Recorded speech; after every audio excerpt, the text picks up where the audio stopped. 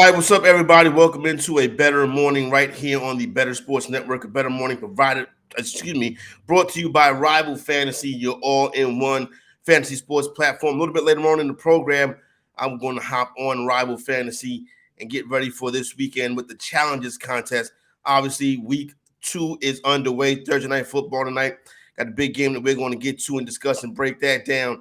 And I want to discuss my top 5 quarterbacks in college football, and I saw some record-breaking numbers, FAAB numbers for week 1 on the waiver wire last night. So I want to ask y'all what y'all was doing about that and where your head is at on some of these FAAB bids. But obviously, first piece of business we need to take care of is this football game tonight between the Philadelphia Eagles and the Minnesota Vikings. Right now, Philadelphia, 6.5-point favorite. Total in this one bouncing around between 49 and 48.5. Now, these same two teams met in week 2 on Monday Night Football last year. And the Philadelphia Eagles destroyed the Minnesota Vikings. Like, it wasn't really no contest. Like, Darius Slade was intercepted and Kirk Cousins. It was your typical Kirk Cousins prime time performance, because that is a thing. You know what I'm saying?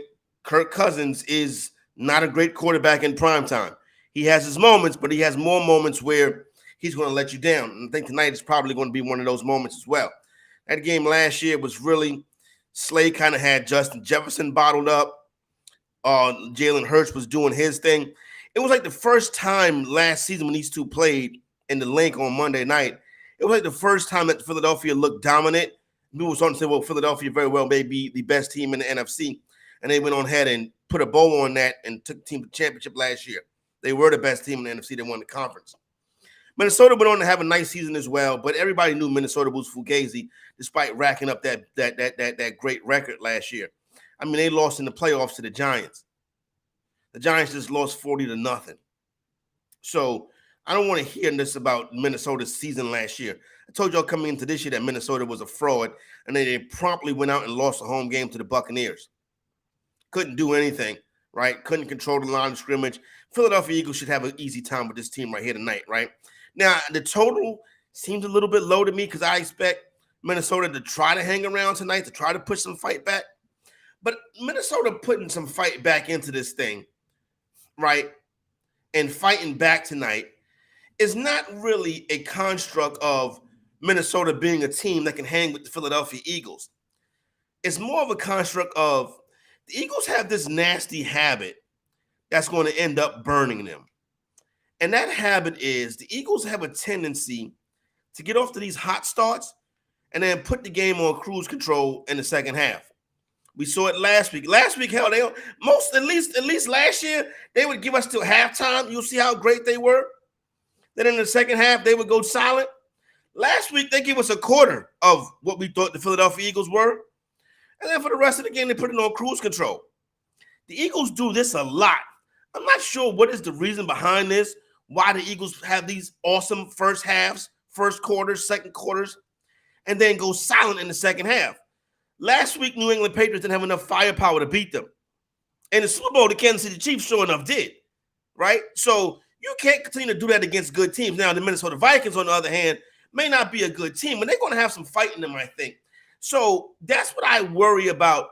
This right here is a nothing burger for the Philadelphia Eagles, right? Minnesota at home, prime time. All right, let's go out there, mop these cats up, send them back to the Midwest, right? Where it's probably already in the 50s anyway. Speaking of the temperature, the humidity, the weatherman said the humidity is supposed to leave out the air tonight. That's a good look because it was too much to deal with. But I would, if I'm a Philadelphia Eagles supporter, as these games get tougher, which I swear the Eagles have the easiest schedule in the NFL every year. If you go look at the Eagles schedule, nothing to be like, oh, I don't worry about the Philadelphia Eagles. Like their first competitive game is Dallas in like November.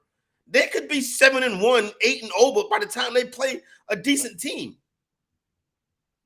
Anyway, the Philadelphia Eagles, I would be worried about how they drop off the vine in the second half. to me is problematic. But outside of that, what can you really say about the Philadelphia Eagles?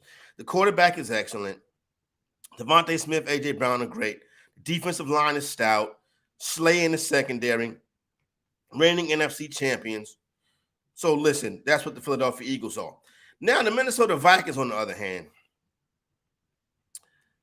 I keep saying this. I think Minnesota is closer to the bottom of the NFC than they are to the Eagles, Cowboys, 49er part of the NFC. Like, I think that they're closer to, like, I don't even want to say the Giants and the Lions. And yes, I put the Lions with the mediocre teams in the NFC. That opening night win over Kansas City, that was a good win for your psyche. But you knew you beat a JV version of the Kansas City Chiefs. Yet the win is the win, so I give you props on that. But I think the Packers are just as good as the Lions. I think the Packers are better than the Vikings. You see, like, the Vikings are like down there with Justin Fields and the Bears. They just don't turn the ball over as much. Heather back there telling me to settle down, but you know it's the truth. You know what I'm saying? And yes, a win is a win, but you know, Kadarius Toney, Kadarius Toney made me an investigation on him. So yeah, I don't want to overhype this situation with the Minnesota Vikings, right? But they're not an elite NFC team. They weren't last year. They had some very good wins last year. They played well, and the sun shined on them in the critical moments. That's not going to happen this season. A lot of those games they won last season, they're going to lose this year. For example, look at the situation last week. That was the game last year that they would have found a way to pull out. Like, Justin Jefferson would have made a miracle catch, or somebody would have stepped out of bounds, or Baker Mayfield would have thrown a horrible interception. But no, they did not happen. They could not keep up with Tampa, who was a team that may be tanking. So no more Minnesota Vikings talk. They should go out there and get mopped up tonight. The Minnesota Vikings, please. Speaking of fantasy football, y'all, and the NFL, I'm curious in the comment section, in the leagues where y'all have FAAB, how do you attack FAAB early in the season? Because I saw some outrageous bids last night. Like, I don't think there was a player, I think it was 2 players on the wire last night that may have been worth 30% of your opening budget. But, well, maybe 3. Let's say 3. I think it was 3 players that may have been worth 25 to 30%. I'm about to get comfortable of your opening budget, right? Those players were Josh Kelly, Williams and Karen Williams, and Puka. Now, my man George says, I sit back and let the bozos clean out their wallets. That's exactly what the bozos did last night. They cleaned out their wallets. But here's the thing, George. The other side of that is this. What about, if you're spinning up the FAAB early, then you have the players for a longer stretch of time. So if you're spending your FAAB in week 1, then you have that player for the entire season, as opposed to dropping 30, 25% of your budget on a player in week 11, and it could be a part-time player or a player that's only going to play a couple games for your fantasy team. Toronto Day says, I preach heavy FAAB early, but I don't practice what I preach. That's the same thing with me, Dave. But I'm not talking about football. But anyway, that's neither here nor there. That's the fantasy executive after hours. Now, here's the deal. So, like I said, I think it was about 3 players, you know what I'm saying? And I've seen some FAAB from some industry leagues, right? Now, in industry leagues, FAAB is always lower than it's going to be in home leagues and high stakes leagues, because industry cats, they look at the FAAB situation a little bit differently, right? They look at a player like, let's just go with a guy like, I don't know. They just look at a situation. I'm trying to figure out a name that would come to mind to say. So they would look at a guy like Tutu Atwell and say, okay, no, even better, Kendrick Bourne. They would look at a guy like Kendrick Bourne and say, okay, Kendrick Bourne has been in the NFL for years. He has flashed on several occasions. Then he gets hurt and he disappears for the rest of the season. Now, you would think, okay, well, on the Patriots, had a big game last week. He could have some opportunities. Kendrick Bourne's a player I like a lot. Kendrick Bourne is super duper fast. You know what I'm saying? Wildly athletic, talented guy, but for the most part, can't stay on the field. They might tell me to sit up, so let me not be too relaxed. But Dave, when you look at the situation, all right, with Kendrick Bourne, Devontae Parker's going to be back. You know what I mean? So I like the player. Listen, I got some teams where I'm going to need some help. You know what I'm saying? I had a little bit too much Cooper Kupp, whatever, and no Puka, right? So I'm like, all right, George, let's see what these guys are going to do. I'm going to put in my bids. So, like, I put in my bids. I went about my business. I actually was listening to a very good audio book. I don't want to say it because I don't want to seem like I'm promoting the book. You know what I'm saying? But I listened to a good audio book about football, just going through some stuff and stuff like that. I had forgot about FAAB. And then I went last night before I laid down for the fantasy executive, got some shut-eye. Before the fantasy executive got some shut-eye, I went and I checked. I said, okay, well, let me look at the FAAB results, but let me just set my lineups. And I went to go set my lineups, and I didn't have none of the people that I've been on in FAAB. So I was like, what the F is going on with this? And then it hit me. Maybe these guys were spending up. So I went to go look at my FAAB bids page. Kendrick Bourne. I'm dead serious. Kendrick Bourne in one of my leagues went $1,000 FAAB budget, went for $463. Kendrick Bourne has been in the NFL for years now. I don't think the damn Patriots is paying him $463. But you're dropping 46% of your FAAB budget on Kendrick Bourne? And this is the guy who dropped J.K. Dobbins. You need running back help. Not a mid-level wide receiver. Shocked to see that. Next guy. Tutu Atwell. $222 for a guy named Tutu Atwell. This early in the season. What are we doing?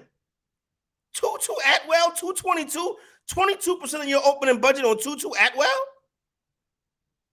What are we doing? George, I was looking at these prices last night. I was like, my man, I'm done.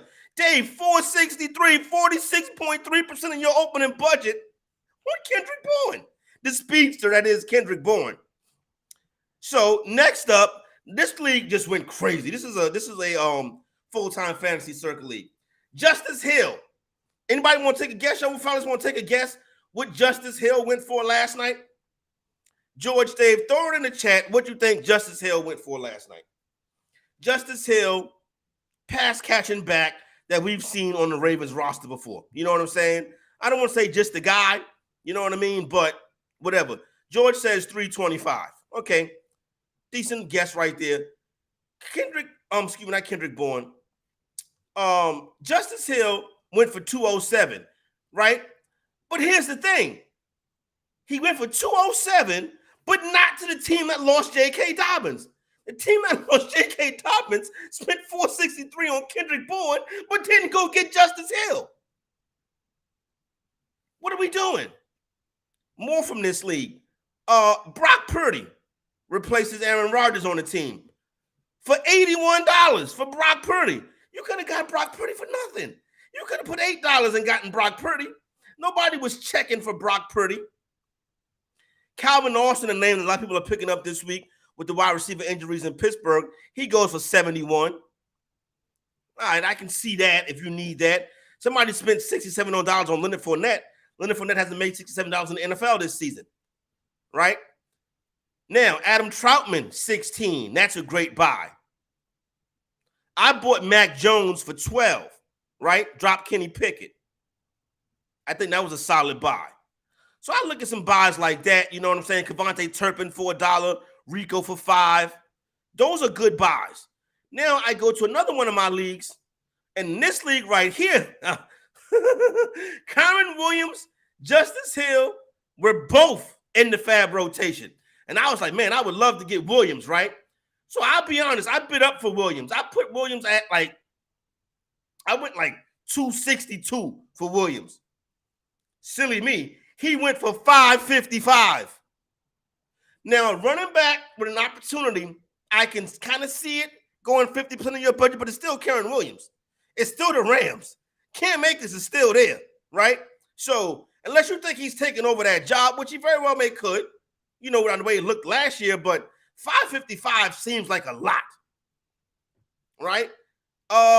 Justice Hill, 529 in this league. They throwing the money around in this league right here. You know what I'm saying? Make it rain. Make it rain on these players. Kendrick Bourne in this league, 452 for Kendrick Bourne. Are you serious? Tutu Atwell, 222. Allen Robinson, 99. Zach Ertz for 44. I wish I'd have saw that Zach Ertz was on this waiver wire, and I would have made that play. But yeah, the five, like take it slow. Ease yourself into it. I remember a couple years ago when Peyton Manning opened the season with them 7 touchdown passes.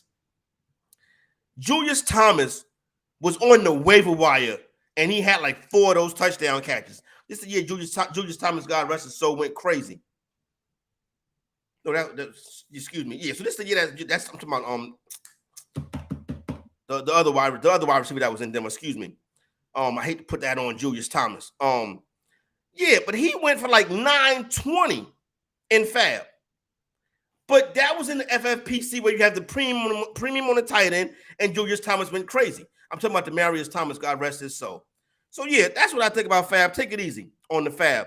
Let's get ready to head on over and do some Rival Fantasy, the all-in-one fantasy sports platform. Get ready to hit the pick'em, the challenge game right there. So we got the share screen up. Let's get the share screen rolling. There we go right there. Fantasy Exec on Rival Fantasy. Let's go challenges. Then the spin. Then we go MLB. Look, Mitch Keller and Kevin Gossman. Who cares about that? It's football on TV tonight. Let's go to the NFL. Christian McCaffrey, Kirk Cousins. You think I'm going to take Kirk Cousins? I'm going with CMC, baby. Put a little bit of bread on that right there. Oops, something went wrong. Let's go again. Bam!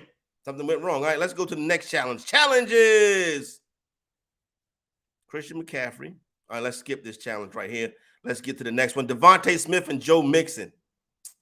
Interesting. I like the Bengals a lot this week. I'm going to go with Joe Mixon to outperform Devontae Smith. Now, I'm getting an error message for some odd reason right here, but you see the basic gist of it right here, the Rival Fantasy Challenges game. So head on over to Rival Fantasy, your all-in-one fantasy sports platform.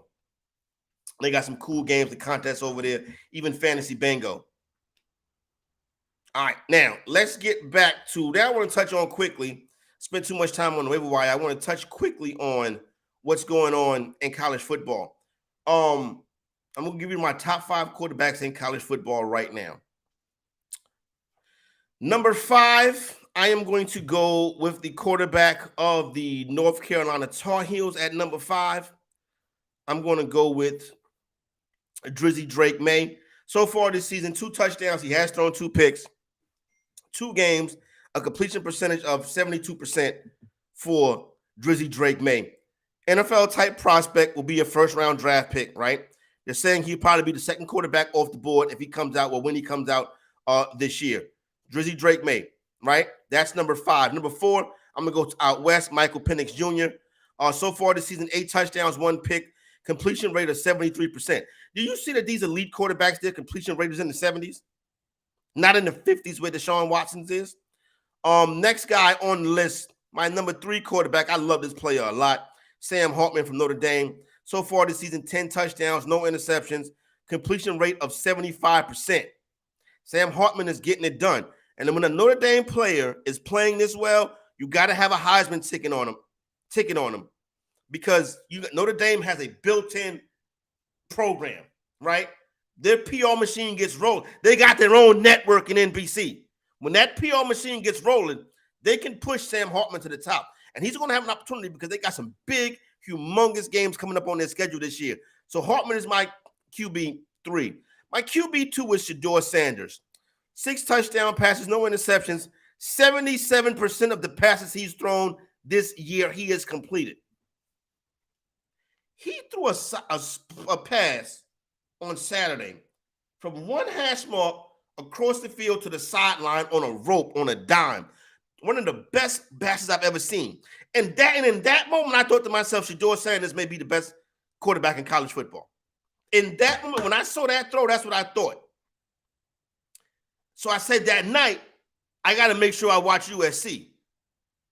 And then I put USC on. And I was like, Caleb Williams, the best quarterback in college football, because that guy is insane what he's able to do. Caleb Williams might be the best quarterback, period. Like, he is that kind of talent. 12 touchdowns, no picks, completion percentage at 78, almost 80. Those are my top 5 quarterbacks in college football for the fantasy executive. Got a big weekend of college football, NFL football coming up. Give you some previews, give you some good stuff on the program tomorrow to get you ready for it. Now, for the FAAB conversation, always go back and look at some of the people that were dropped, especially early in the season like this. There could be some gems that you can pick up later on this week or next week, so you want to check that out as well. Don't forget to sign up for a Fantasy Alarm All-Pro subscription. The good folks at Fantasy Alarm, you know what I'm saying? And don't forget about Rival Fantasy as well, your all-in-one fantasy sports platform. Everybody out there watching on YouTube, if you have not done so already, hit that subscribe button, hit that like button. You will get notified when your favorite program comes on. And I'm quite sure your favorite program is A Bettor Morning with Corey Parson, the fantasy executive. And I know you can't wait till tomorrow for me to give you this winning information and talk this good talk. For the lovely and talented Heather Klein, it's your boy Corey Parson, the fantasy executive, wishing you a better morning and a better day. We out.